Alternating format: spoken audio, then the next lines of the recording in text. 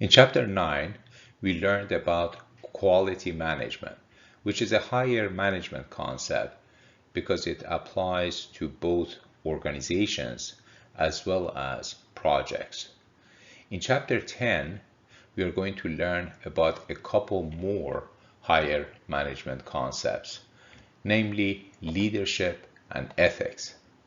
Essentially, we are searching for how, as a project manager or as the leader of an organization, we can be effective and how we can set a good ethical example for others. A project manager must be more than just being knowledgeable about project management tools and processes. He or she must be able to inspire the project team and set the right example so that others are willing to follow.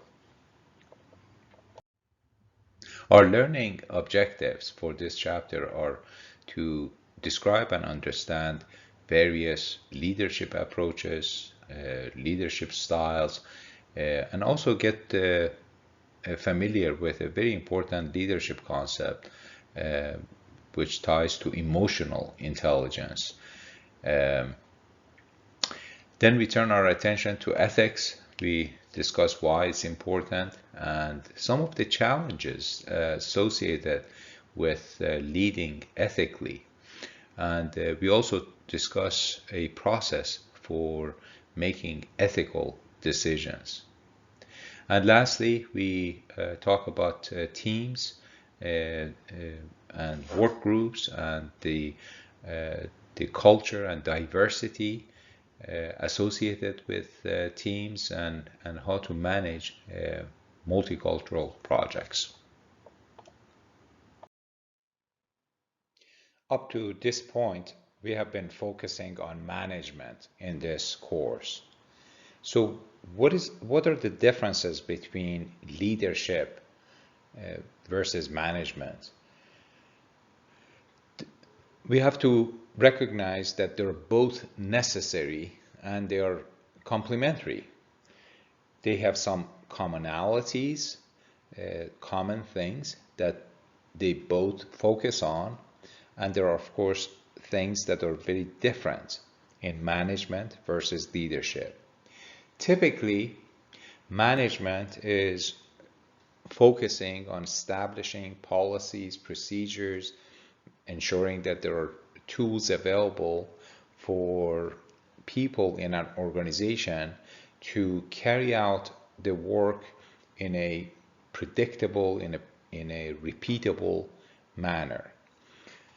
Typically, the type of activities that you see involved in management, as we have been talking in this course up to this point, activities such as planning, organizing, controlling, staffing, monitoring.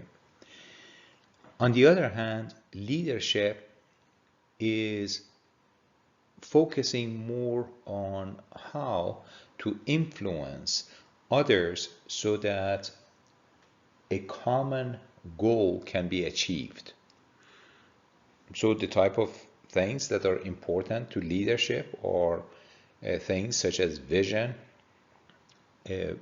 change, aligning people to the goal of the organization, motivating them, and the like.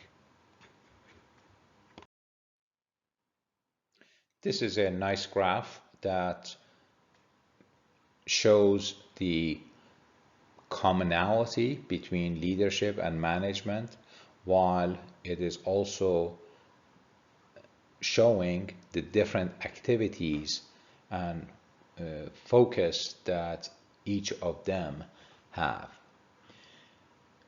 I found this graph and the write-up in the slide before, and I have provided the links to the sources. There are actually these are a couple of good articles that differentiate between leadership and management. So what are the capabilities and competencies that a leader needs to possess. One of the key competencies is the ability to form a vision of the future and be able to articulate and communicate that vision with others, and be able to attract others to follow that vision. You see, the vision can be subscribed to by others, by followers, but as a leader, you can't really force or command the vision to the people in the organization. Good leaders also have the ability to establish a relationship of trust with their followers or the people in their organization, or in the case of a project manager, with the project team members. And that trust typically is because the leader has been consistent, he has been reliable, and he or she has been fair in his doings. So those are some of the competencies as they interact with others. But as importantly, another competency of a good leader is the management of self. That means that knowing what you're good at, be able to demonstrate how well you do that. But it also means that you know what you're not good at, and you make sure that you reach out for help, or you have team members who in fact are good in those shortcomings that you have, so that as a whole you don't have any shortcomings. This is another good list of leadership competencies, in this case 13 competencies, and you notice that it starts with being visionary and being able to think strategically in long term. Also, the ability to adapt to environment and be able to lead change management in an organization. This is a topic, change management is a topic that we are going to study in the next chapter. The third competency is driving, to have a drive for results. This ties to what we have been talking about in the context of project management, what we refer to as MOV, measurable organizational value. So in the case of a project manager, the drive for result would be towards the MOV. The leadership capability in terms of leading the team. While you're leading the team, one of the corollary to that is to be able to help people on your team to develop and progress in their profession and in their career. Having an entrepreneurial orientation means you're more nimble, you're not bureaucratic, you actually adjust and take advantage of the opportunities as they come. Values and ethics are topics that we will discuss later in this chapter. Being oriented towards providing a service to your customers, to your stakeholders in the case of projects. Relationship management and collaboration, being able to work with people, collaborate with people, so that you achieve the desired outcome. Planning and organizing, of course, those are the skills that we have been talking about for many chapters in this course. Quality orientation, commitment to having a stellar quality, good quality product put in place that meet the customer's expectations rather than just trying to get the project done. And analysis and problem solving, and being able to take in data and put together a solution to a problem. And finally, the ability to manage risk, come up with response plans as you encounter risk. You can actually, you have a game plan to deal with it. So these are some of the key competencies that good leaders have.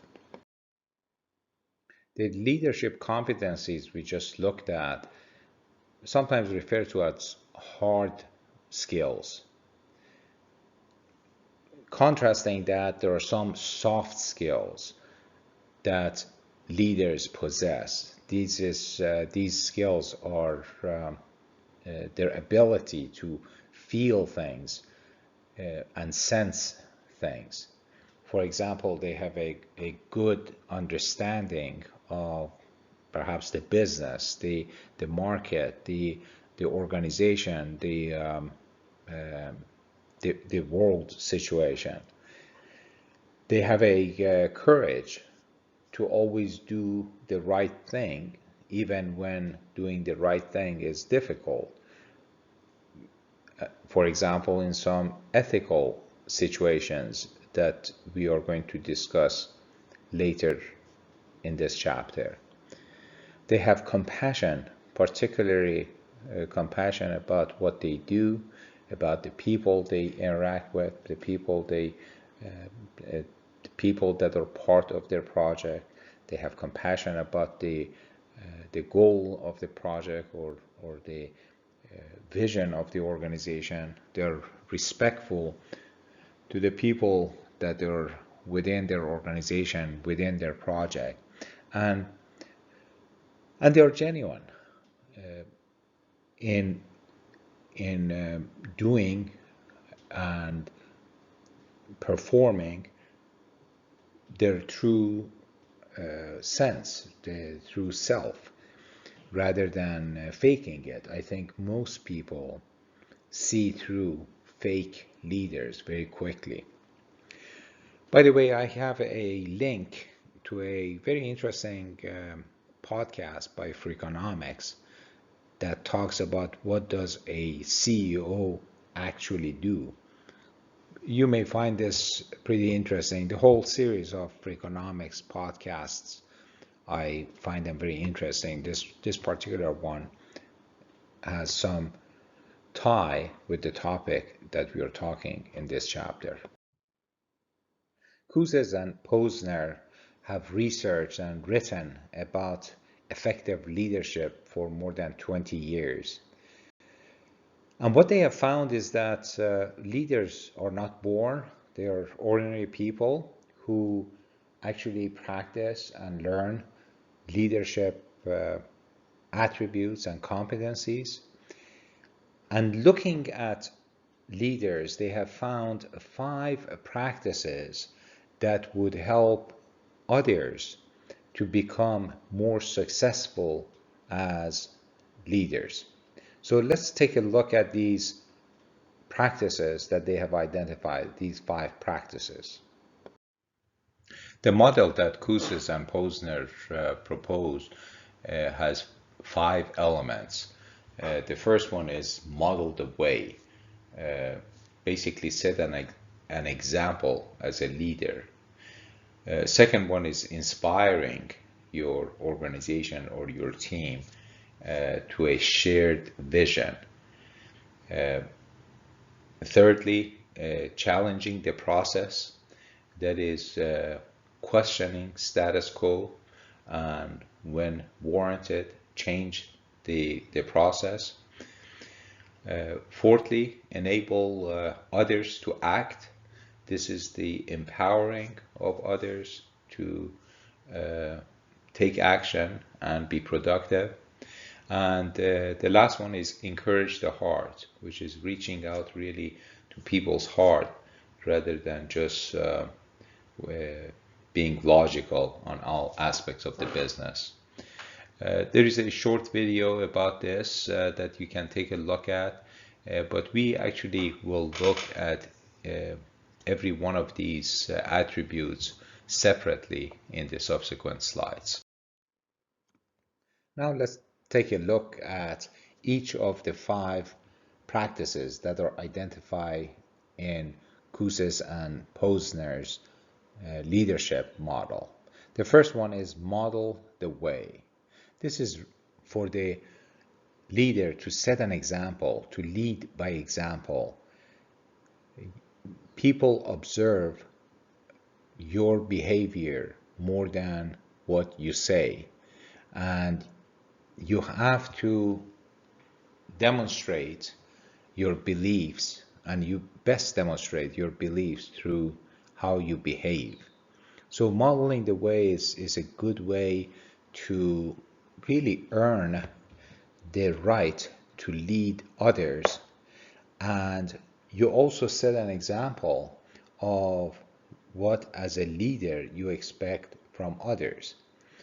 If you're a slacker, you can't ask others to work hard. So people look at your behavior and follow you and model your behavior.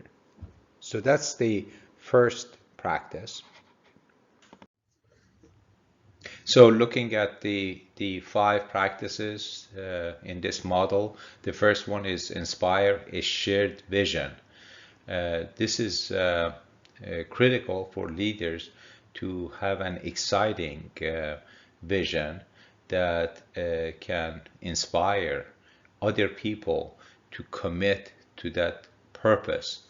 As an example, when I was with U.S. courts and I was responsible for probation and pretrial services technology, one of the visions that we established was to enable probation officers to carry out their duties from anywhere that they happen to be in the community, in the office, or in the jail cell. They should be able to carry out all the activities that they require to do. This vision, we communicated that with the probation community, and it was endorsed, and it was exciting for the officers to see that future, and that's how we got the main stakeholders as well as our own team excited about this eventuality. The third practice of exemplary leadership is challenging the process. Good leaders don't always accept status quo. They tend to venture out. They want to challenge the status quo and look for opportunities, new opportunities, innovation. They don't like bureaucracy and stagnation. But leaders don't always come up with what is the right answer. They typically are very good listeners, and they listen to others for ideas that brings about change. And when there are good ideas that they can take on and make happen, they're able to bring along people, but also minimize the risk of failure, but by making sure that all aspects of the change that they're proposing is thought through, so the the risk of failure is minimal. The fourth practice identified in this model is empowering others to act. This is where leaders create an environment and empower and motivate their employees to do their best and keep a sense of ownership with them. You remember that we talked about this, that employees or workers need to have a sense of ownership and pride in what they are doing, and that's the environment that the leader wants to create. At the same time, the leader needs to encourage collaboration among employees and building a trusting environment. People are a lot more productive in organizations, on teams where there is trust versus there is suspicion that everybody's looking behind their back. And as the leader does this and empowers people and notices that they can take on more responsibilities, the leader should be happy to give away some of his or her responsibilities to the employees and help them to develop the skills and competencies so that at one point they themselves, the employees, can become good leaders.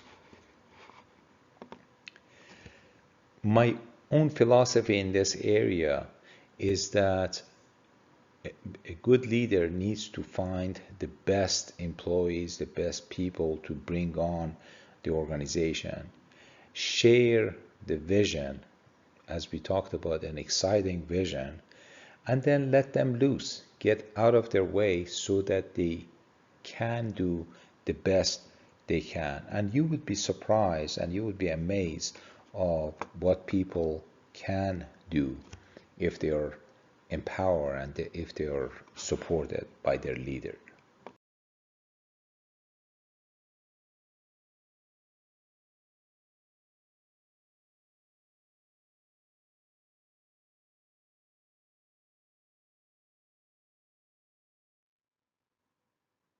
And the final practice in this leadership model is encourage the heart. This is dealing with leaders being able to recognize accomplishments and appreciate those accomplishments.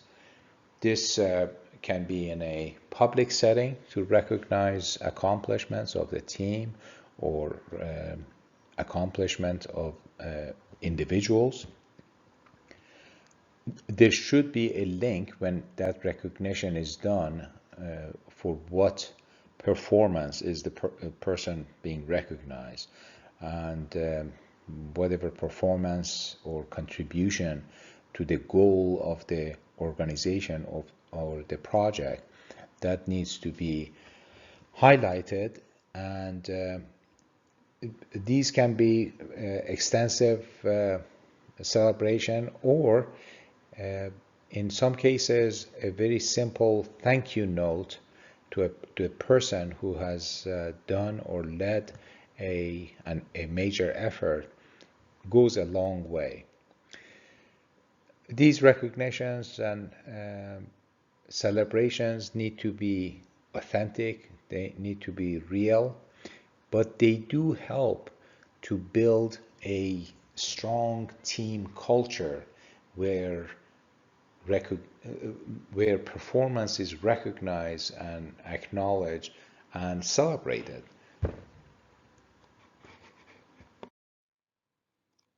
Daniel Goleman is a psychologist who has studied different leadership styles and has identified 6 different styles.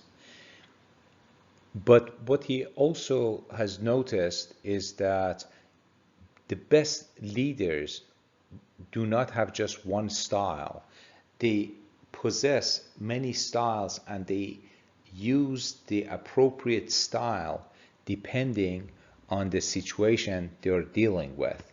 So they change their style depending on the situation.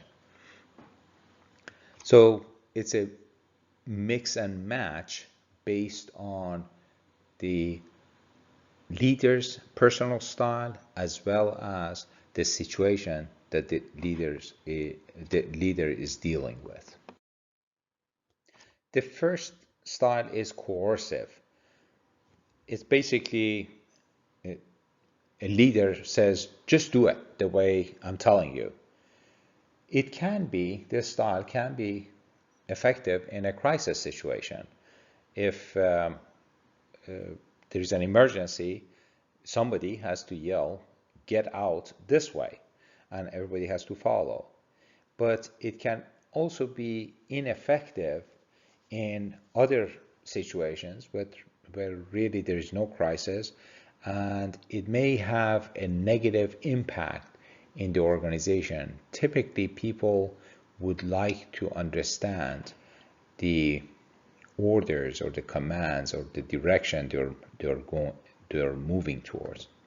So this style would not bode well in generating new ideas, having a good communication. It stifles communication. It's much, very much a one-way communication that just do it the way I'm telling you, and I don't really want to hear your ideas, and even though there may be some better ideas, we just don't have time for it, or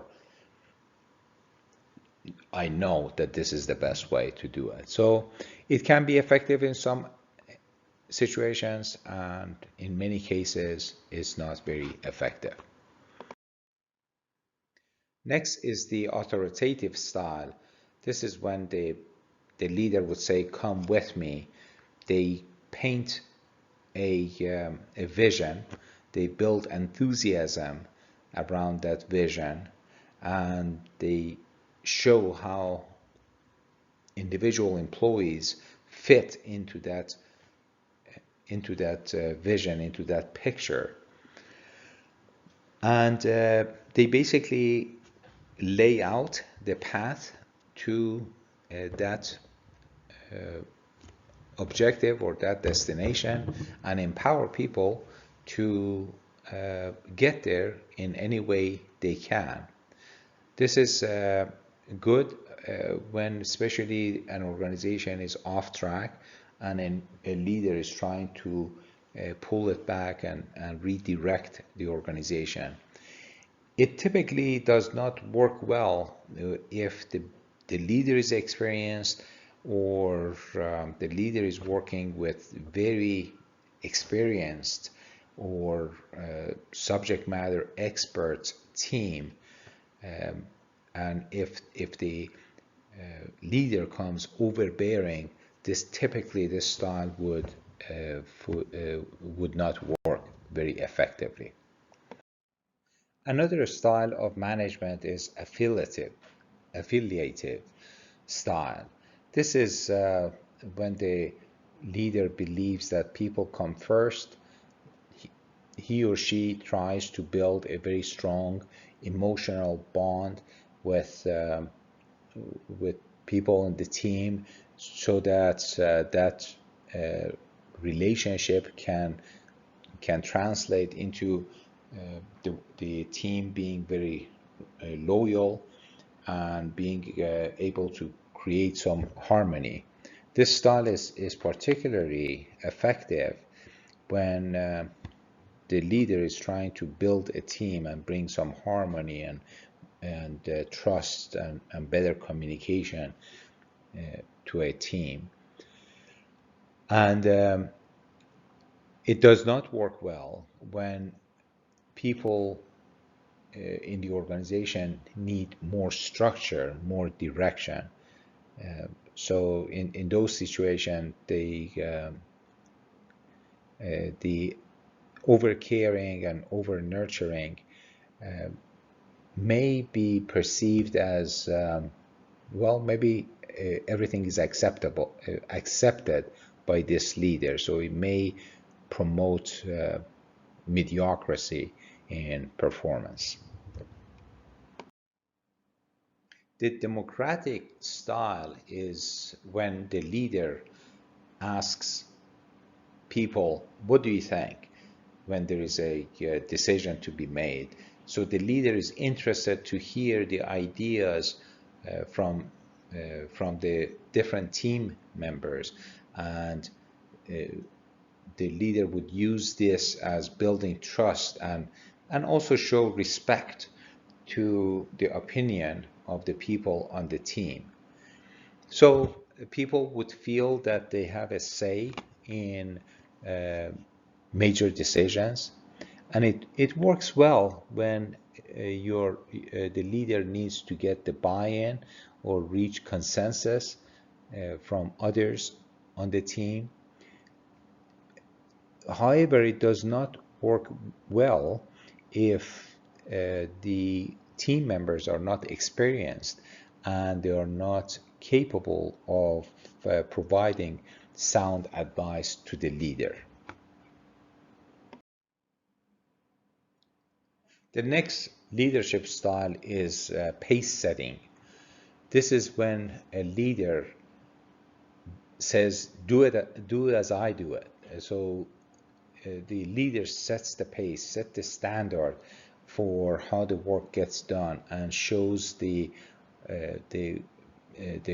passion and obsession with getting things done better and faster. This approach quickly identifies poor performers in the organizations, because they will most likely, under the pressure of this leadership, would try to get out of the organization. And this style can become overbearing and may deteriorate the morale in the organization if people feel that whatever they do does not meet the excellence that is demanded by the leader. They may also get exhausted and lose enthusiasm if the pressure is on for a long time, and it may be appropriate in situations where when you need to get some quick results, quick wins, and when you have a very competent and self-motivated team working with you. The last leadership style that we are going to look at is the coaching style. This is when the leader says, try this. The leader is delegating tasks and responsibilities to people and given them challenging assignments. But in this setup, people are able to find their strengths, their weaknesses, and they are able to grow in this environment under the coaching and the guidance of the leader. It is very effective when you're trying to improve the performance of the organization. You need to engage or bring more energy to the organization, and frankly use their the resources in the organization to its maximum.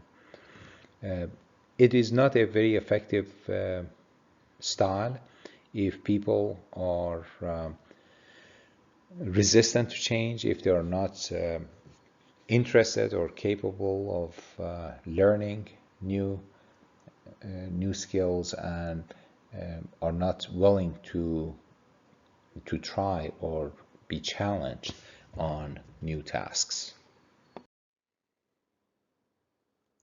As I mentioned earlier in Goldman's study, one of the things that he found out is that the best leaders are those who can adapt to their environment and change their leadership style depending on the environment they are dealing with, the organization they are dealing with, or the situation they are dealing with.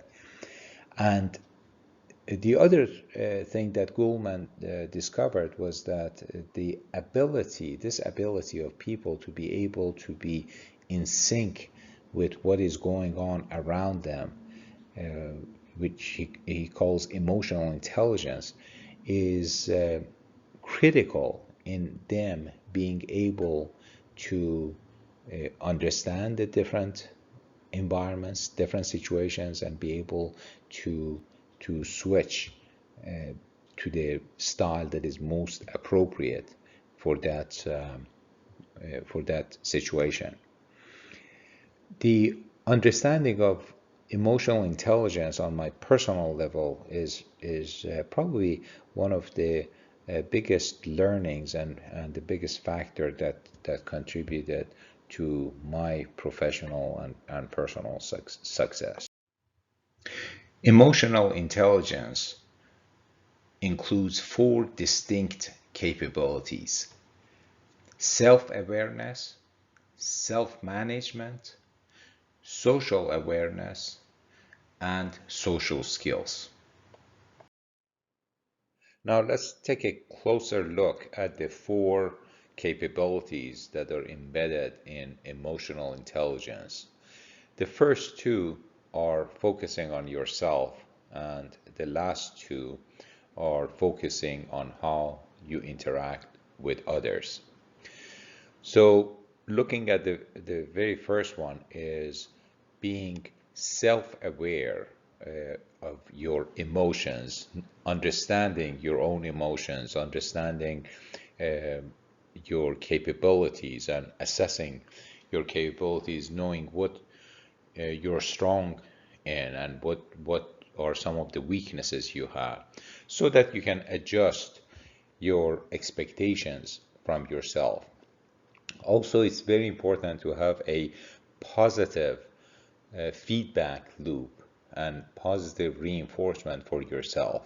We all have the inner voice that is continually provide us with feedback, and we have to make sure that we keep that inner voice in check, to make sure that it's always positive, and we don't beat ourselves unnecessarily. We acknowledge accomplishment, and if we do make a mistake, we learn from it and we move on. In addition to understanding our emotions and our capabilities, the second capability deals with managing, self-management of emotions. It deals with things such as self-control, being able to keep our impulses in check, the ability to be trustworthy, so that people can trust you and they see your honesty and trustworthiness in their interactions with you. Being conscientious about the responsibilities that you have, you take them seriously. The ability to adapt to new situations, and the ability to initiate new things when the opportunities lend themselves, and the ability to be achievement oriented, uh, having a high standards of quality in everything that you do and everything that you perform. The third and fourth elements of emotional intelligence focuses on our interaction with others. And similarly, the third one deals with the awareness, social awareness, being able to have empathy, that is, being able to see things from other people's perspective so you can relate to them more effectively.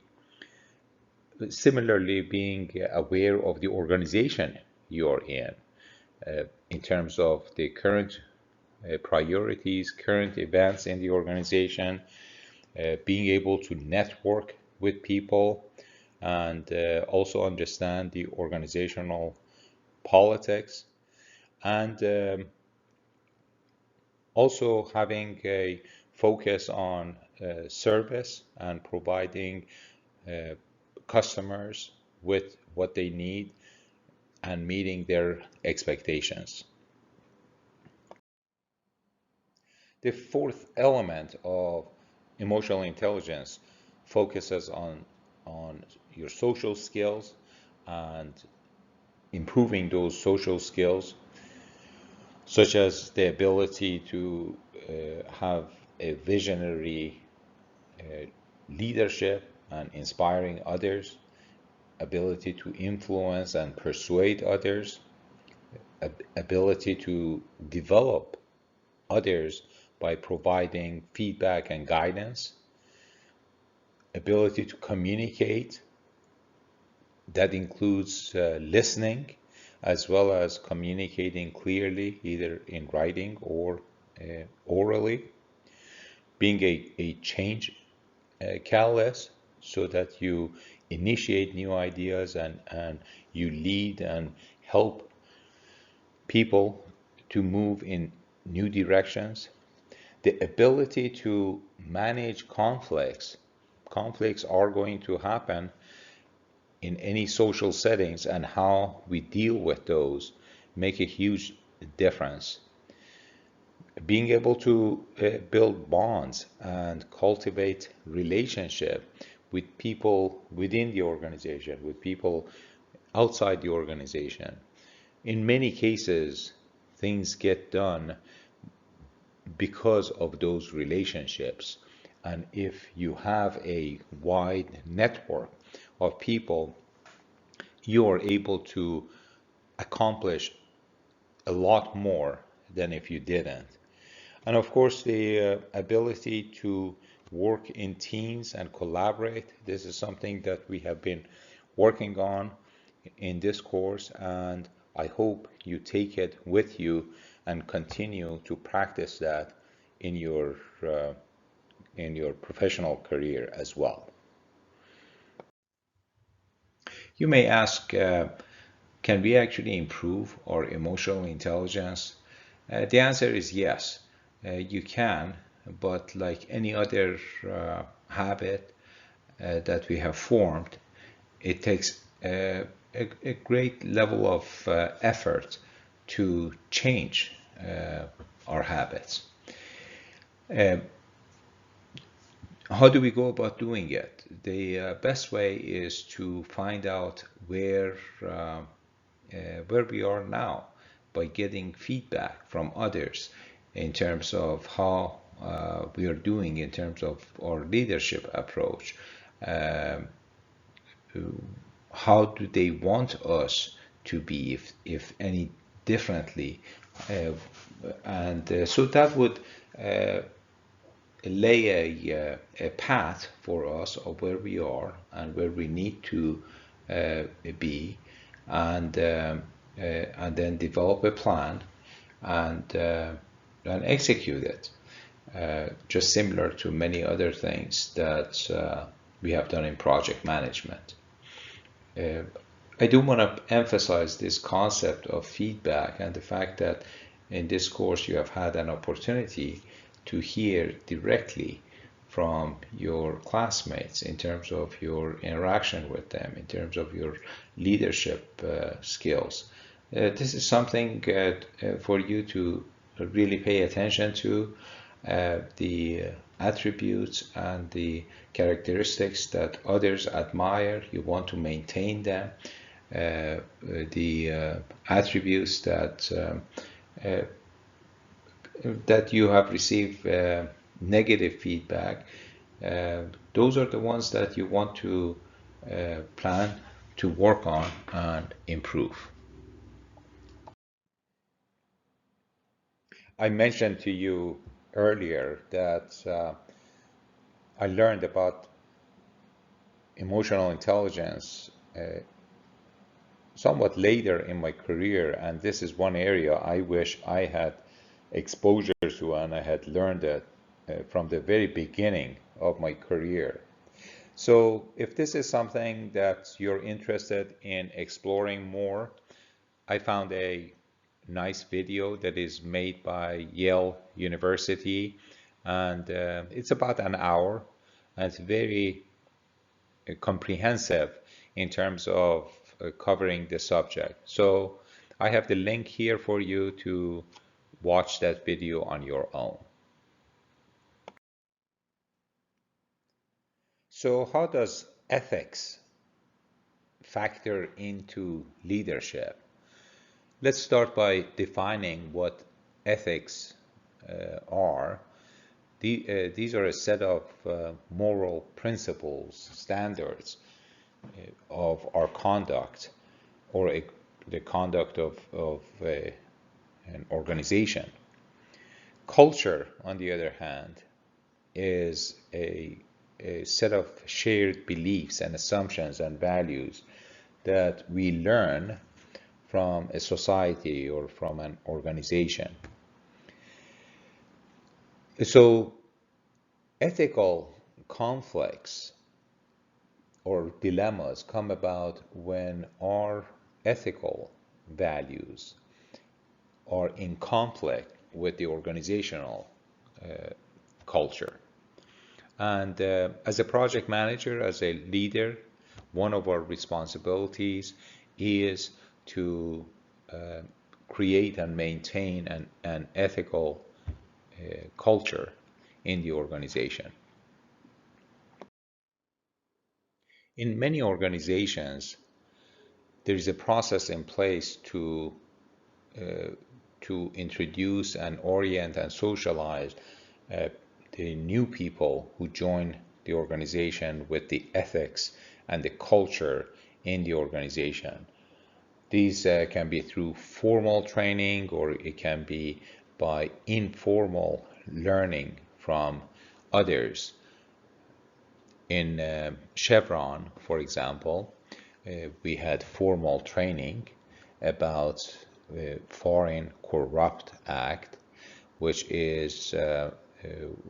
basically states that you do not bribe foreign officials to gain business advantage. This was very fundamental and very much ingrained in the culture. The same way, when I was in Chevron, the culture of safety was baked into the organization. The reason for it is, of course, Chevron has many plants and operations that are hazardous if safety practices are not followed, and can result in casualties, mass casualties at times. So it was built into the organization. When I joined the government, there were a series of training that managers and executives had to go through to understand the importance of being a good steward of public funds, because in the government we are using taxpayers' money to achieve our projects. So it's very important to keep in mind that we are simply stewards of public funds, and we have to be conscious of that as we make decisions about spending and about projects, and essentially making sure that we are not wasteful in our activities. Now let's take a look at different types of ethical leadership. We actually start with unethical leadership. This is when the leader of the organization promotes unethical practices and the workers follow it. There's a case study about Sunbeam's CEO, who was referred to as Chainsaw Al, and the way he promoted questionable accounting practices, and eventually he was convicted. He had to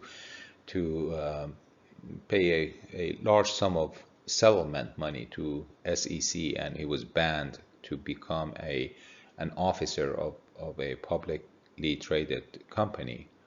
Similar thing, by the way, happened more recently in Wells Fargo. You may have heard it or seen it in the news. It was a major embarrassment because the leadership in Wells Fargo promoted essentially working with the numbers and and showing false information in terms of boosting the value of the company. And of course, it caused a lot of embarrassment and the change of top leadership in the bank. Another type of leadership is hypocritical in terms of ethics. This is probably the worst kind, when a leader is articulating ethical standards, but in his or her own way or behaviors, they are not following ethical rules. There's an example of Jim Baker and his wife Tammy, who had a ministries and went about selling essentially timeshare to people, and through fraudulent representation, they sold a lot more membership that really was the hotels could support, and eventually Jim Baker got convicted and was prisoned for 8 years. Another leadership style in the area of ethics is ethically neutral, meaning that the leader does not demonstrate a strong support for ethical standards. Essentially, people in the organization are not sure the ethical standing of the leader. There's an example of this leadership style with the chairman of the board of the Citigroup, that in early 2000s, the Citigroup got involved with questionable accounting and practices that resulted in Enron corporation hiding a lot of their debts, and eventually the Enron company went bankrupt. But that was kind of a wake-up call for this leader, and after that he made promises that keeping highest ethical standard would be his top priority for the Citigroup. Of course, the best leadership style is ethical leadership, when the leader makes it very clear that the ethical standards are to be held, and they're critical to the organization. And research actually has shown that when you have a leader with those characteristics, typically the organization as a whole will behave very ethically. Now let's take a look at some of the common ethical dilemmas that leaders will face. Many of those relate to human resource situations, cases of discrimination, sexual assaults, favorable treatment of employees. And these are the issues that leaders need to make sure that people in the organization on the project feel safe and protected, and they feel appreciated if they report those issues, and make sure that people are treated across the board in a fair and equitable way and in an impartial way. Another area of ethical dilemma is related to conflict of interest. This is when the personal interest of the leader is in conflict with the organizational interest. And these situations can be as overt or blatant as receiving bribes or kickbacks or very expensive gifts from people who you're doing business with in the hope of getting preferential treatment. For example, if you're deciding on a contract who to award it to, that's a situation where potentially people want to influence your decision, and they may do that by providing you gifts and other things. And this is something that you have to be very careful about, and obviously it's unethical to do that. And the other impact of decisions of when people see that you actually pursuing your own interest versus and you're being impartial, they lose trust and confidence in your leadership, and that can have a significant impact in your ability and your standing as a leader in the organization. Another area of ethical issues come about when leaders lose confidence of their stakeholders because they did not share information openly, they were not transparent, they hide or they hid product safety information or reliability information. A good example of that recently was Volkswagen car company, that they distorted the emission information from their diesel engine cars and portrayed them as being much cleaner from the environmental perspective than they really were. And this actually costed the company millions, and I'm not sure exactly, maybe even billions of dollars in penalties. And it also impacted the confidence of the car owners in terms of going back to that company and buying their next car. Another area of conflict arises from the use of corporate resources. And these could be your title in the company, your business card, your email address that the company has issued you. All of these resources need to be used only for the company business, and you should not use those resources when you are expressing your opinion or personal opinion, or you're doing something on your personal business. So keeping the two separate is a good ethical standard that one should hold. So how do we make sound ethical decisions? We need to start by gathering facts, information, data, any ethical guidelines that exist, define what the ethical issue is, find out who's going to be impacted by this decision, and what are the consequences and obligations that come with the decision.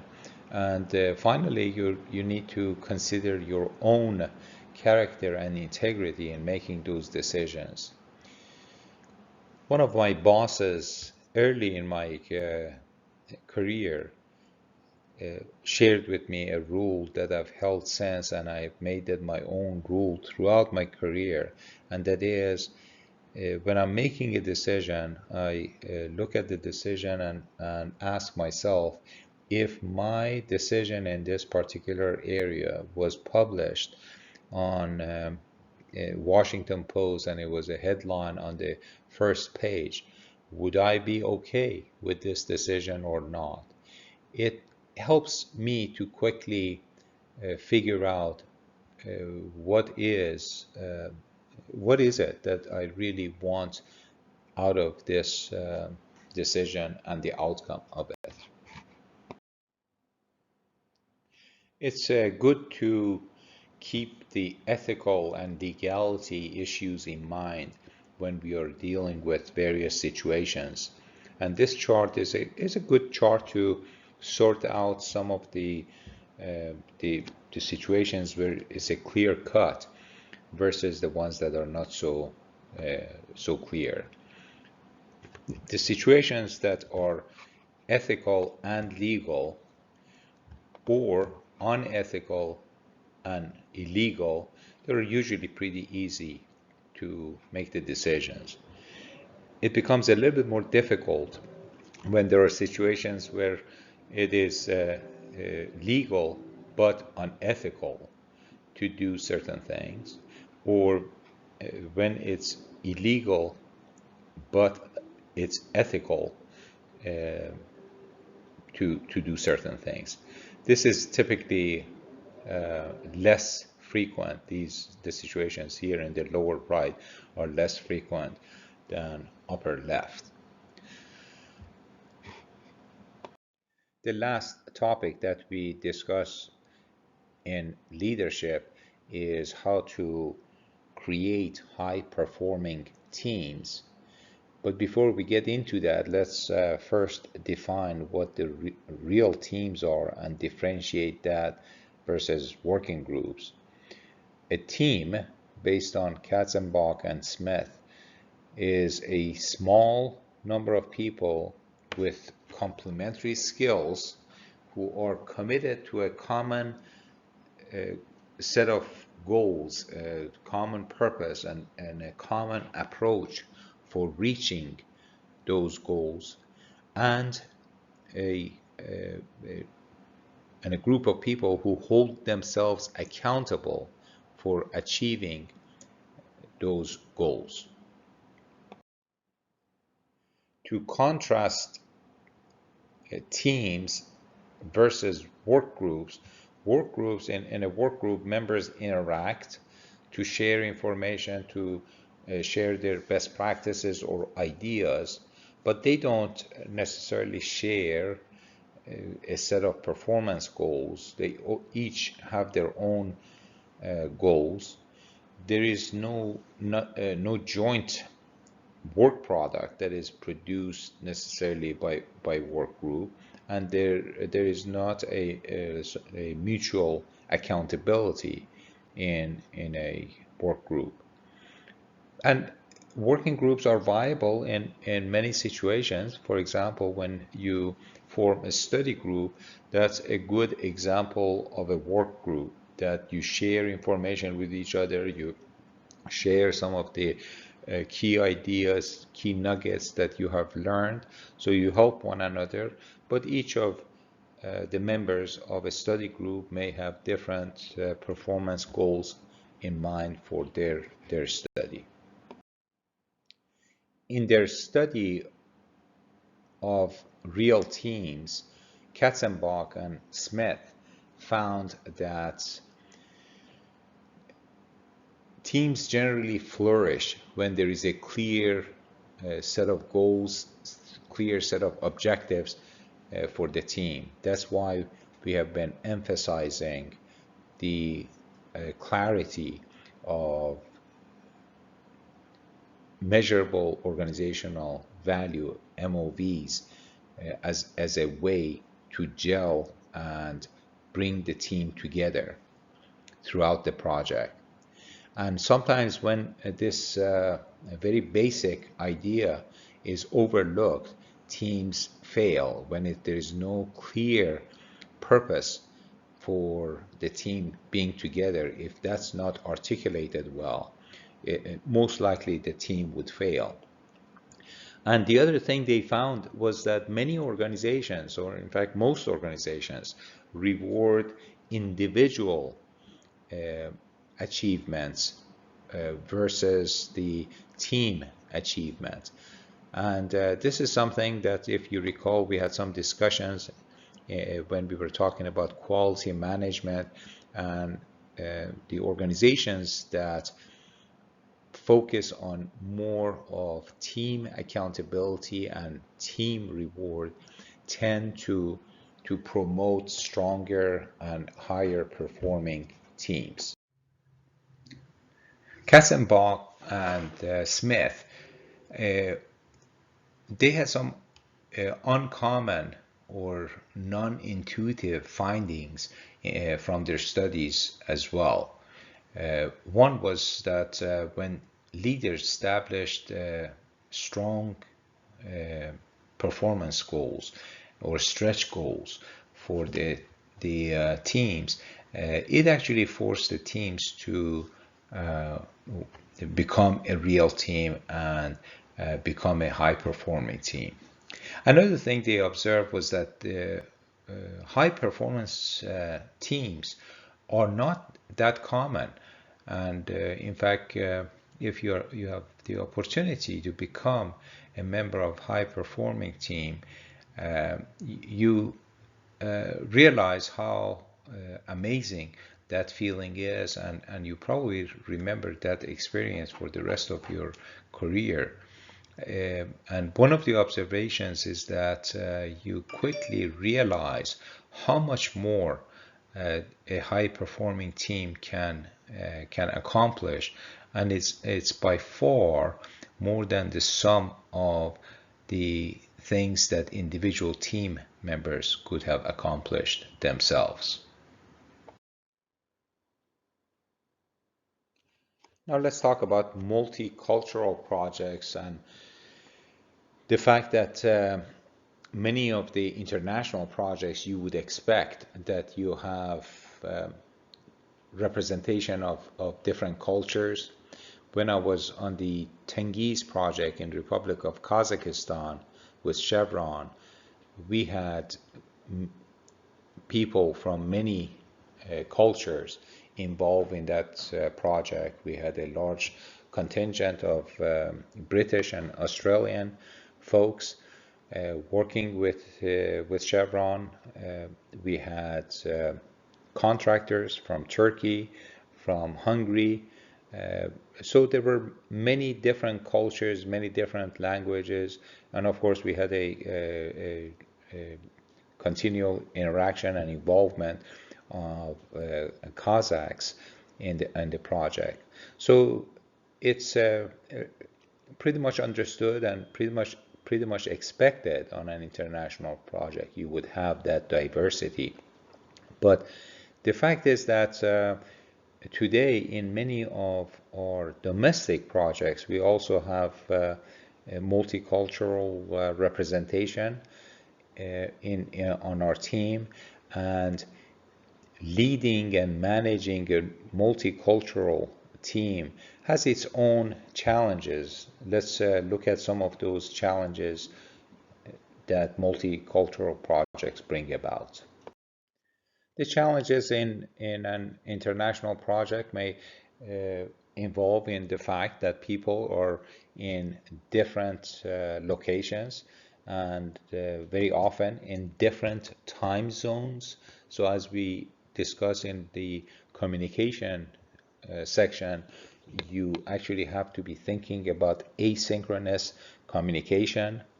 In many cases, you have challenges with currency exchanges that some products are bought or some services are rendered that require different currency. There are different regulations and laws that you need to become aware of. You have to become familiar with the political challenges of wherever the project is being carried out. And there may be different cultures towards work and the ethics of work and how much you work. There may be some constraints because of the religion and the religion practices. There are clearly some barriers in terms of language, and food can be if you have the opportunity to be together with others. There are different tastes in food. Frankly, I have found that food can be a uniting factor if you have the opportunity to share with the rest of the team a meal or sharing different kinds of food. That's actually one of the most effective ways to build a high performing team and bring the team together. So it is important to understand and manage diversity so that we are effective in managing not only international projects but even domestic projects. Diversity can be in many forms, and it can be in the differences of culture, nationality, ethnicity, religion, gender, or generational differences. There is a tool on the next page we are going to, or next slide, that we are going to take a look at, and it's a diversity wheel, and it has different dimensions of diversity, and it's a good tool to remind us that we may look the same as others, but there may be some underlying differences that we need to be aware of. And this diversity wheel helps us to identify those dimensions of diversity that influence the way people behave, the way people get motivated, and as well as how the customs and traditions may be different in a diverse team. And it also reminds us that we may be different in many areas, but we may also have a lot of things in common. So this is the diversity wheel, and as you can see, it has a number of inner circles referred to as dimensions. The first one is internal dimensions. These are the attributes related to the personality or the attributes of the individuals on the team, and it can be gender, age, sexual orientation, physical ability, ethnicity, or race. Then you have the external dimensions. Could be geographical location, could be income, your recreational habit, your religion, your educational background, the work experience you have, your parental status, marital status, and the like. And then the outer circle is organizational dimensions. These are the attributes that are related to your status, your placement in the organization, such as work content, the division or department that you belong to, the seniority that you have, your work location. Are you representing the unions or the workers or the management? So this gives you a quick assessment of, do you have various diversity that is needed for your team? Do you have those on your team? For example, if you're dealing with an issue that that is between the management and the workers, you probably want to make sure that you have a good representation of both sides on the team. So with this, it concludes my lecture on chapter 10, and thank you for paying attention. As usual, we have a quiz for this chapter, chapter 10 quiz. You can access it, and it should take you about 15 minutes to complete that quiz to assess how well you know the materials that we discussed.